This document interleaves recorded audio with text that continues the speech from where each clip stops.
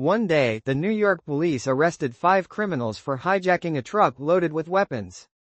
Among them were former corrupt cop Dean Keaton, crime partners Michael McManus and Fred Fenster, hijacker Todd Hockney, and a disabled conman Roger Verbal Kint. They were held in the same cell. They began to suspect that they had been arrested intentionally. Because of this, they thought of taking revenge on the police. Their target was the corrupt police officers of New York. There was a racket run by corrupt police officers in New York. It was called New York's Finest Taxi Service. There, the police officers took illegal goods from the smugglers and distributed them. For this, they also collected bribes from the smugglers. One day, Verbal and his team went to the airport to capture such an officer. There was a police car in front of the airport.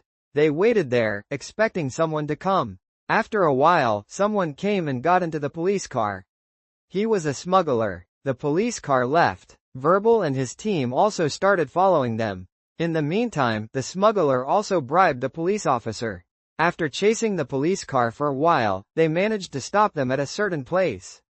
They surrounded the police car and smashed its front window.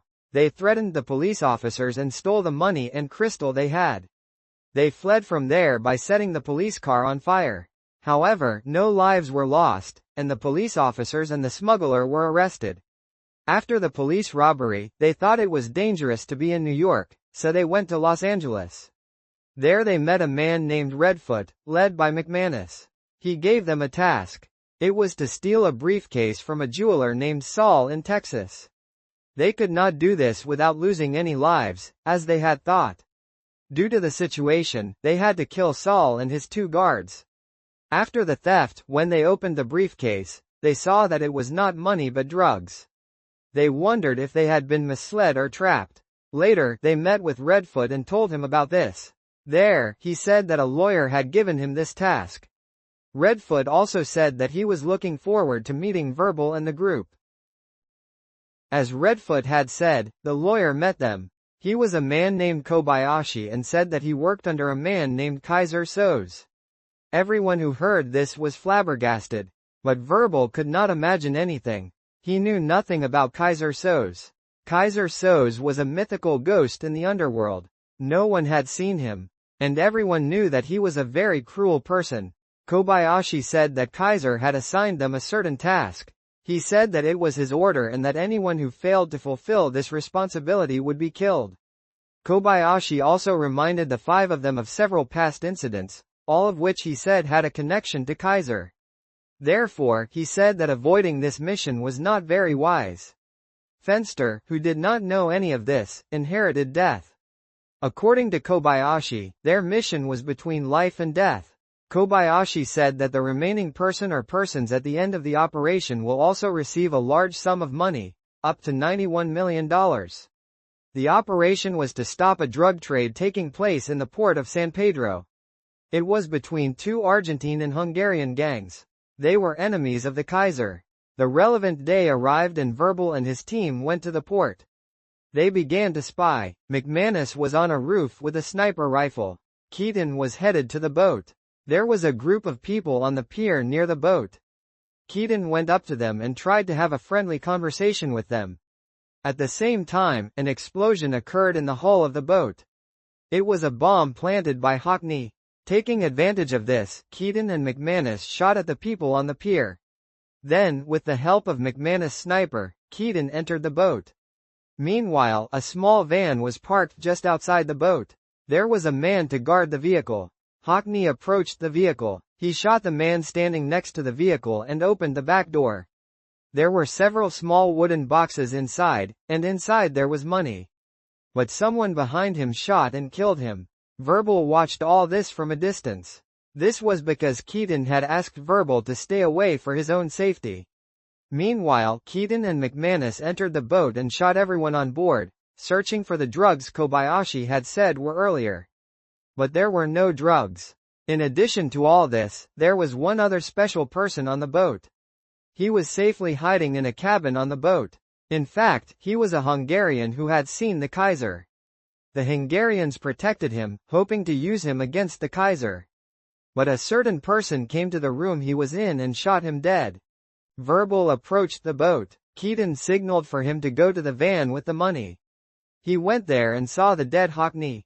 Meanwhile, McManus was awkwardly approaching Keaton. He fell in front of Keaton. Someone had stabbed him in the back of his neck with a knife. Keaton leaned over to McManus, who had fallen. At the same time, someone above him in the boat shot him. Keaton threw himself forward and fell. Verbal, who was looking for the keys to the van, heard the gunshot. He looked at the boat. There was a well-dressed man, but Verbal could not see his face properly, so he slowly approached the boat.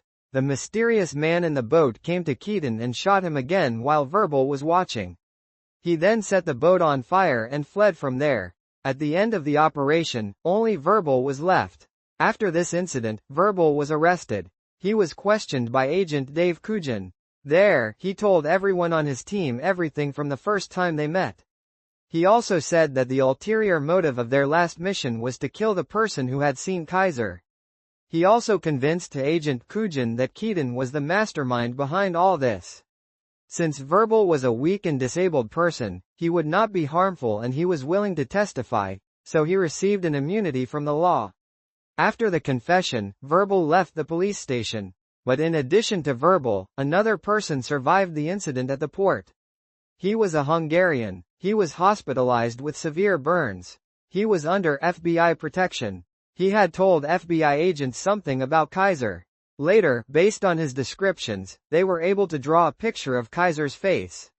After the interrogation was over and Verbal left, Agent Coogan looked at the bulletin board in his cabin and began to think. He stared at it for a while and saw something he couldn't believe. Before long, he realized everything. Everything Verbal had said up until now was a story that he had made up, and all the names and places on it were taken from the bulletin board. Agent Coogan came out immediately with the intention of arresting him, but Verbal had already left. In the meantime, the police station received a fax message and it was the picture of Kaiser drawn in the hospital. It was 100% similar to Verbal's appearance. In the meantime, Verbal, who had come out of the police station, was walking along the road with a limp, and suddenly he started to walk properly. His crooked arm was straight. A car pulled up next to him and stopped.